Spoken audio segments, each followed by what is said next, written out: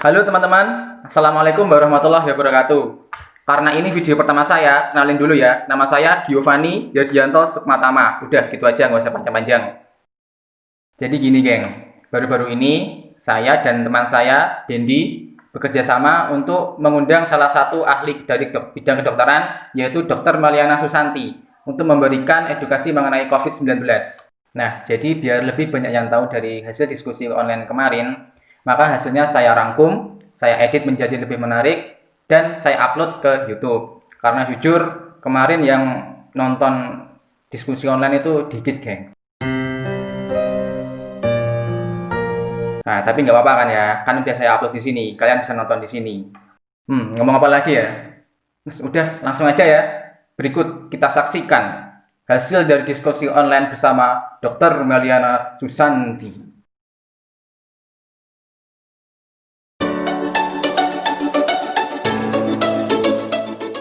Memang sekarang banyak ya rapid swab ya, banyak ya.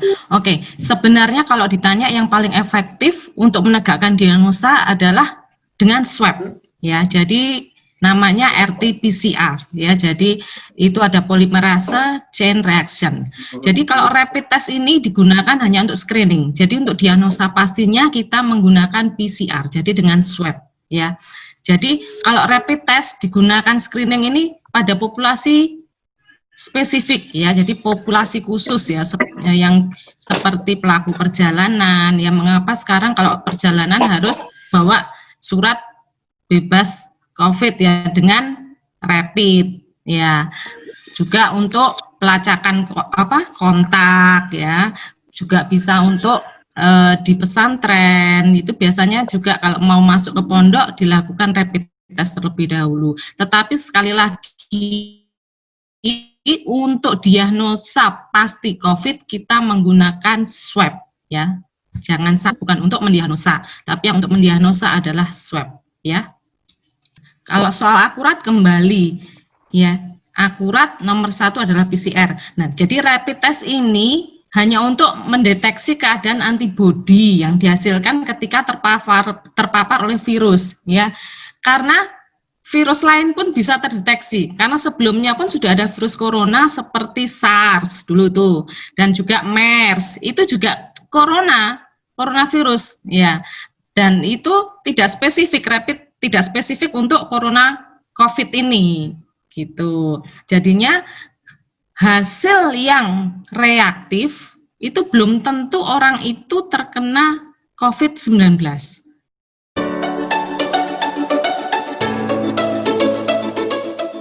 Sebenarnya MERS, corona itu sama-sama, walaupun ini corona pun COVID-19 itu awalnya kan penyakit zoonosis. Penyakit zoonosis itu ditularkan hewan ke manusia. Jadi SARS dan MERS itu ditularkan dari hewan ke manusia. Nah, si COVID-19 ini dia lebih pinter, jadi bisa menularkan dari manusia ke manusia.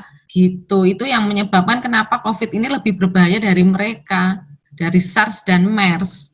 Jadi bisa menular dari manusia ke manusia, terlebih dia virusnya ini jangkauannya itu bisa sampai 2 meter, makanya kenapa kita jaga jarak.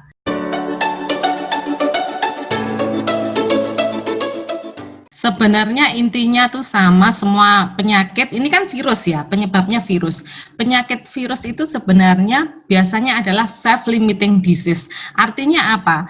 Penyakit itu bisa sembuh sendiri karena adanya kekebalan tubuh kita. Nah, karena itu di masa pandemi ini penting bagi kita untuk menjaga kekebalan tubuh. Ya, apalagi yang kalau istilah yang tidak ada tanpa gejala itu harus berhati-hati. Seperti kalian yang masih muda ini merasa sehat ya, bisa jadi tanpa gejala ya. Oleh karena itu kita harus sama-sama menjaga ya. Jadi bisa jadi yang tanpa gejala ini nanti dia sembuh sendiri.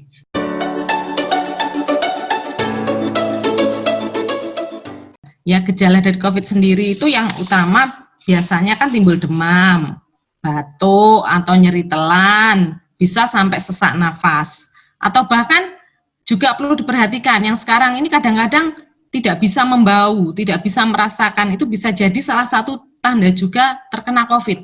Jadi kalau adik-adik makan rasanya kok anyep aja ya, padahal itu orang bilang sudah enak atau mungkin asin tapi kok anyep gitu, perlu periksa, segera periksa ya. Atau juga nanti bau, orang bilang, maaf bicara, kalau ada yang kentut kok enggak bau, yang lain bau, sampean enggak bau. Nah, hati-hati. Bau masakan kok enggak bau, bau masakan enggak bau, itu juga perlu diperhatikan karena itu bisa jadi salah satu tanda terkena COVID ya, yang kita tidak ketahui. Nah, kalau gejala ringan bisa kita ke dokter, nanti diobati sesuai dengan gejala ya. Nanti ada kriteria, tidak semua orang yang batuk, pilek, panas langsung nanti didiagnosa COVID, tidak. Nanti masih banyak sekali yang digali ya. Jadi jangan terus ada temannya batuk pilek atau temannya sesak langsung wah kena COVID kamu, juga tidak seperti itu.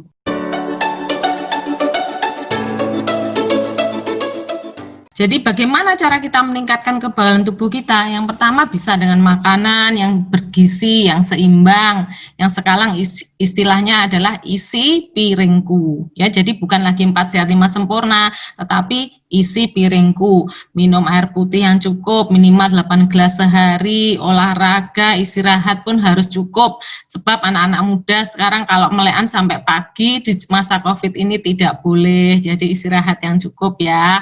Jadi untuk meningkatkan kekebalan tubuh kita.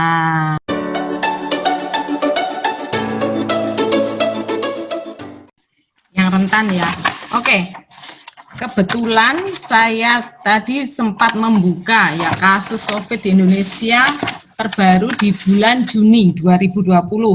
Ya, jadi kasus COVID di Indonesia kasus terbanyak 51,5% itu laki-laki usia 45 sampai 54 tahun.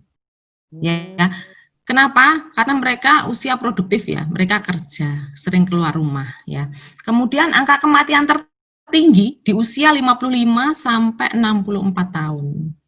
Kemudian yang paling rendah di usia 0 sampai 5 tahun karena mungkin mereka lebih banyak tinggal di rumah ya, seperti itu. Iya. Jadi kenapa angka kematian tertinggi di usia 55 sampai 64? Ya, jadi ini usia masih kerja semua ya, mereka keluar rumah. Itu jadi usia kasus terbanyak yang terjadi usia gitu. Tetapi OTG bisa terjadi yang kalau di Kediri, yang terakhir kemarin beritanya ada anak 15 tahun sudah kena. Ya 15 tahun, 18 tahun gitu ya. Karena anak-anak sulit sekali kadang-kadang untuk menjalankan protokol kesehatan. Pakai masker susah, suruh jaga jarak juga susah, suruh keluar rumah tidak main pun susah. Tapi yang paling banyak adalah usia 45 sampai 54.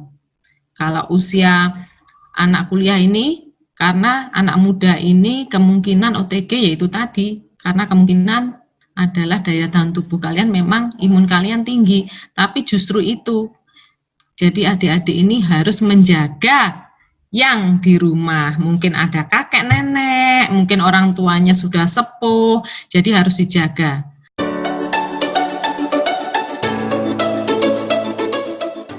Oke, jadi kalau sudah dinyatakan sembuh, pasien diharapkan nanti sudah boleh dia bersosialisasi kembali, bekerja kembali kan sudah boleh, tetapi harus dia menjaga protokol kesehatan. Karena apa? Kalau dia tidak mematuhi protokol kesehatan, tidak pakai masker, tidak rajin cuci tangan, tidak mau jaga jarak, karena ini masa pandemi ya, virusnya banyak, dia bisa tertular lagi. Jadi istilahnya bukan kambuh, dia bukan kambuh, tapi tertular kembali. Ya, seperti itu. Jadi kalau dia merasa, wah aku sudah sembuh, aku pasti punya kekebalan. Betul. Kekebalan di sini artinya apa? Antibodi di dalam tubuh kita ini sudah kenal, sudah pernah perang sama si virus ini. Jadi kalau dia terkena kembali, tertular kembali, antibodi kita sudah mengenal, oh ini musuhku, jadi sudah lebih siap. Tetapi kalau virusnya yang masuk banyak, ya dia bisa sakit lagi. Jadi hati-hati. Kalau sembuh, tetap harus mematuhi protokol kesehatan. Seperti itu.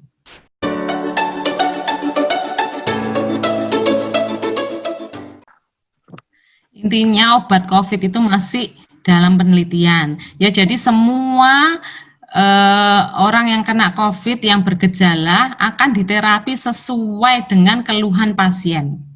Jadi juga dicari apakah ada penyakit penyerta yang membuat dia sakit ataukah ini memang hanya flu biasa. Kan orang reaktif belum tentu.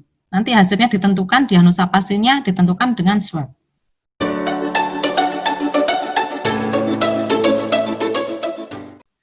Nah, penting ini sudah harus dibiasakan cuci tangan 6 langkah ya.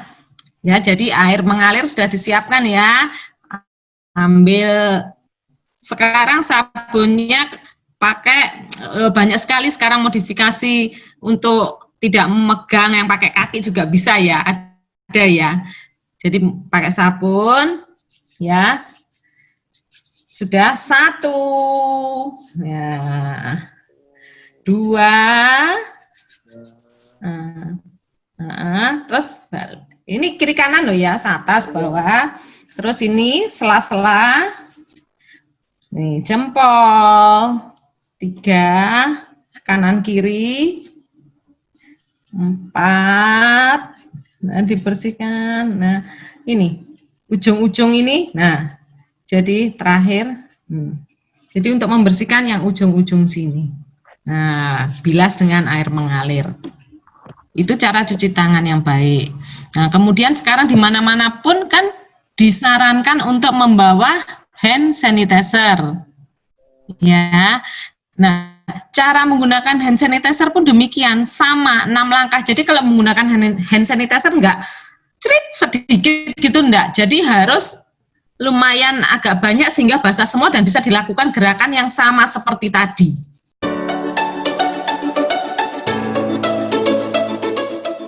Ya, jadi adik-adik walaupun kalian sudah pakai masker, ya sudah rajin cuci tangan, tapi kalau tidak jaga jarak juga tidak sempurna jadinya. Ya, jadi walaupun aku sudah pakai masker kok, aku pakai face shield kok, ya tetap harus jaga jarak. Jadi kenapa sekarang istilahnya bukan new normal lagi ya.